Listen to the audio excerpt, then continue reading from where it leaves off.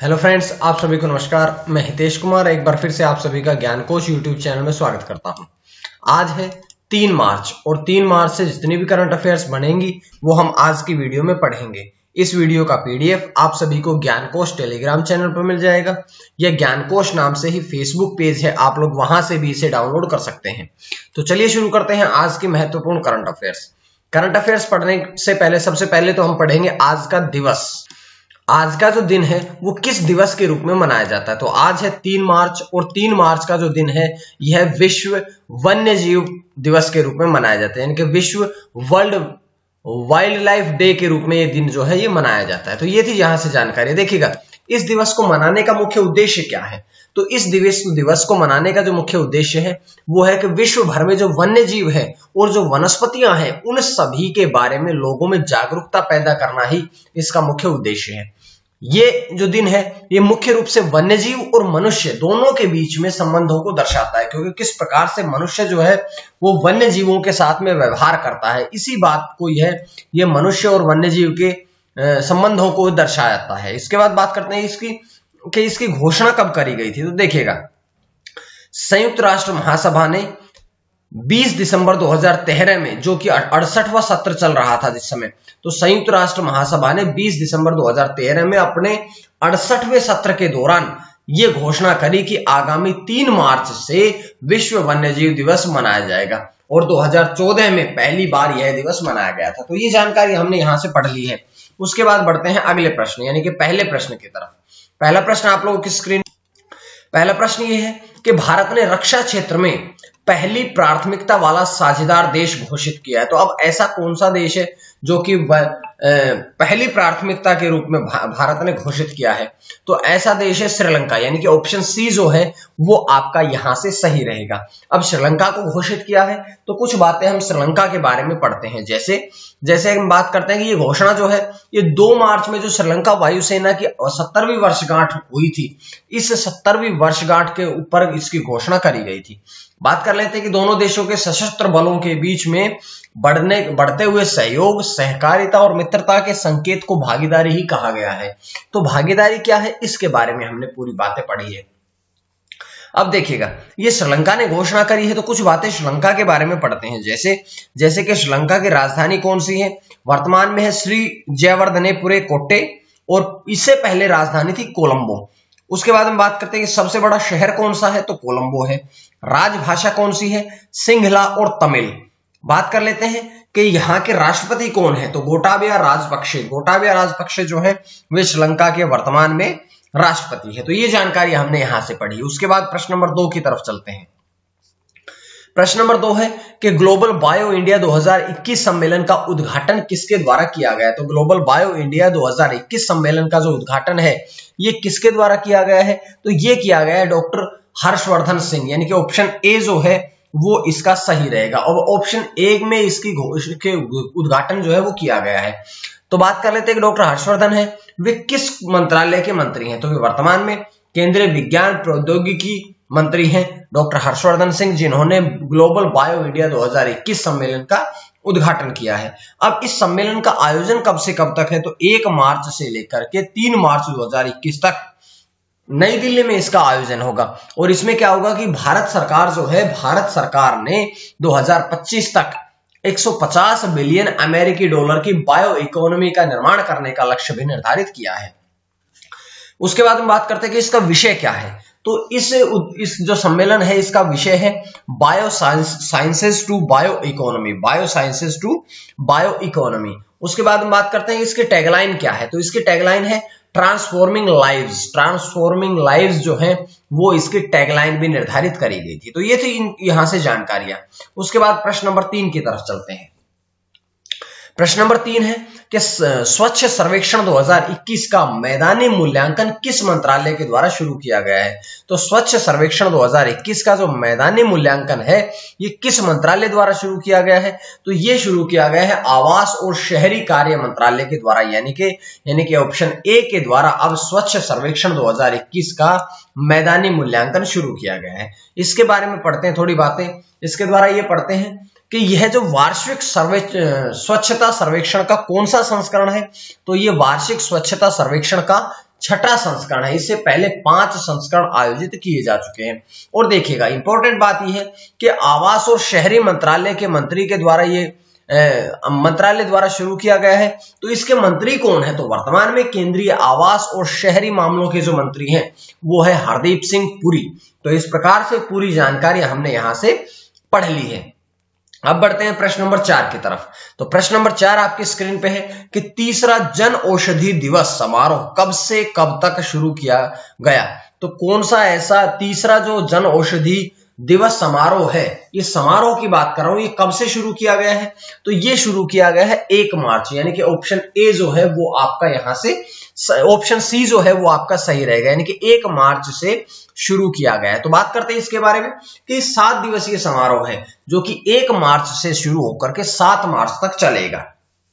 इसके बाद में इसका उद्देश्य क्या है, इसका उद्देश्य है कि जो जेनेरिक दवाइयां हैं, जेनेरिक दवाइयों के उपयोग के बारे में जागरूकता पैदा करना, ताकि जेनेरिक दवाइयां जो होती है वो अंग्रेजी या अन्य दवाइयों से कीमत में कई गुना सस्ती होती है। इसी बात को ध्यान में रखते हुए भारत में अब तीसरा जन औषधि दिवस समारोह जो है ये 1 मार्च से 7 मार्च तक आयोजित किया जा रहा है। यहां से एक प्रश्न ये भी बन सकता है कि जन औषधि दिवस कब मनाया जाता है, तो जन औषधि दिवस जो है ये 7 मार्च को मनाया जाता है, जो कि इस समारोह का अंतिम दिन होगा 7 मार्च, उस दिन से ये शुरू किया जाएगा।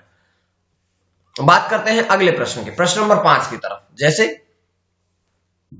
कि पीआईबी यानी कि प्रेस सूचना ब्यूरो, पीआईबी यानी कि प्रेस सूचना ब्यूरो के प्रधान महानिदेशक कौन बने हैं। तो अब कौन बने हैं, तो 4 ऑप्शन आप लोगों के पास है। यहां से जयदीप भटनागर जो है, यानी कि ऑप्शन डी जो है वो अब प्रेस सूचना ब्यूरो के प्रधान महानिदेशक बने हैं। तो ये जानकारी हमने यहां से पढ़ी, लेकिन बहुत सी जानकारियां और भी है, जैसे कि जयदीप भटनागर जो है वे 1986 बैच के भारतीय सूचना सेवा अधिकारी हैं। उसके बाद में बात करते हैं इससे पहले वो दूरदर्शन समाचार और दूरदर्शन के वाणिज्य, बिक्री और विपणन विभाग के प्रमुख के रूप में भी कार्य कर चुके हैं। तो देखिएगा वे पीआईबी के प्रधान महानिदेशक बने। तो पीआईबी के बारे में थोड़ी बातें पढ़ते हैं, जैसे कि पीआईबी की फुल फॉर्म क्या है, press information bureau. Press information bureau जो है वो पीआईबी की फुल फॉर्म है। स्थापना कब हुई थी, तो 1919 में इसकी स्थापना करी गई थी। वर्तमान में महानिदेशक जयदीप भटनागर है और मुख्यालय कहां पे है इसका, तो इसका मुख्यालय है नई दिल्ली में।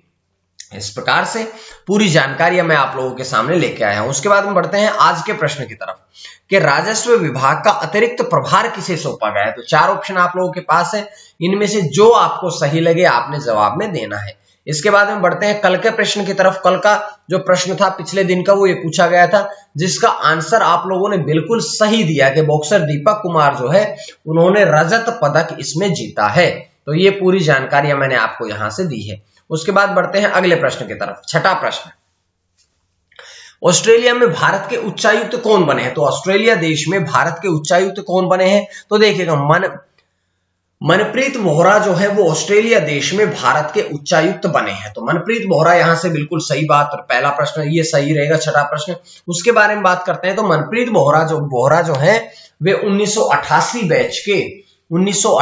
बैच के भारतीय विदेश सेवा अधिकारी हैं, और इससे पहले वे मैक्सिको में भारत के राजदूत थे, लेकिन जो अब बने हैं ऑस्ट्रेलिया में। और यहां से देखिएगा कि ऑस्ट्रेलिया में बने हैं, तो ऑस्ट्रेलिया के बारे में थोड़ी बातें पढ़ते हैं। जैसे कि ऑस्ट्रेलिया की राजधानी कौन सी है, कैनबरा। ऑस्ट्रेलिया का सबसे बड़ा नगर कौन सा है, सिडनी। ऑस्ट्रेलिया की राजभाषा कौन सी है, अभी तक ऑस्ट्रेलिया की कोई राजभाषा नहीं है, बल्कि ऑफिशियल रूप से इसकी राष्ट्रीय भाषा जो है वो अंग्रेजी वास्तव में इसका प्रयोग किया जाता है। ऑस्ट्रेलिया में सम्राट की अगर हम बात करें तो एलिजाबेथ द्वितीय है ऑस्ट्रेलिया के सम्राट। तो और अगर हम ऑस्ट्रेलिया के गवर्नर जनरल की बात करें तो क्वेंटिन ब्राइस, और प्रधानमंत्री है स्कॉट मॉरिसन। ऑस्ट्रेलिया के प्रधानमंत्री है स्कॉट मॉरिसन। तो ये जानकारी हमने यहां से पढ़ी है। इसके बाद प्रश्न नंबर 7 आप लोगों की स्क्रीन पे आता है कि खाद्य मिलावट करने वालों को आजीवन कारावास का विधेयक पारित किस राज्य में किया गया है। कि खाद्य मतलब कि जो खाने की चीजें हैं उनमें मिलावट करने वालों को आजीवन कारावास का विधेयक किस राज्य में पारित किया गया। तो अब ऐसा राज्य बना है मध्य प्रदेश, यानी कि ऑप्शन सी जो है वो आपका यहां से सही होगा। इसके बाद में देखिएगा, इसके बारे में थोड़ी जानकारियां पढ़े तो कि मध्य प्रदेश मंत्रिमंडल ने घोषणा करी है कि जो खाने की चीजें हैं उनमें अगर किसी ने भी मिलावट करी है तो उसको आजीवन कारावास का दंड दिया जाएगा। इसकी जानकारी राज्य के गृह मंत्री नरोत्तम मिश्रा द्वारा करी गई है। अब ये मध्य प्रदेश मंत्रिमंडल ने कदम उठाया है, तो मध्य प्रदेश के बारे में थोड़ी बातें पढ़ते हैं। जैसे मध्य प्रदेश की राजधानी कौन सी है? भोपाल। मध्य प्रदेश में जिले कितने हैं? 52। मध्य प्रदेश की राजभाषा कौन सी है? हिंदी, सिंधी और बुंदेली जो है ये मध्य प्रदेश की राजभाषा है। उसके बाद में बात करते हैं कि मध्य प्रदेश के राज्यपाल कौन है? आनंदीबेन पटेल, और मुख्यमंत्री हैं भाजपा पार्टी के शिवराज सिंह चौहान। तो ये जानकारी हमने यहां से पढ़ी है। उसके बाद प्रश्न नंबर अगला यानी कि 8 नंबर प्रश्न आपकी स्क्रीन पे आता है। तो 8 नंबर प्रश्न ये है कि भारतीय मानक ब्यूरो की तीसरी गवर्निंग काउंसिल की बैठक की अध्यक्षता किसने करी है? तो 4 ऑप्शन आप लोगों के पास है। यहां से पीयूष गोयल, यानी कि ऑप्शन ए जो है वो आपका सही रहेगा कि भारत मानक ब्यूरो की जो तीसरी गवर्निंग काउंसिल की बैठक हुई है इसकी अध्यक्षता पीयूष गोयल ने करी है, और वे वर्तमान में उपभोक्ता मामलों के मंत्री हैं। तो ये जानकारियां मैंने आपको यहां से दी। अब देखिएगा कि इसमें वन नेशन वन स्टैंडर्ड पर जोर दिया गया है। मुख्य रूप से बात यही है कि इसमें किस बात पर जोर दिया गया है? तो वन नेशन वन स्टैंडर्ड पर जोर दिया गया है। इसके बाद में प्रश्न नंबर 9 की तरफ चलते हैं।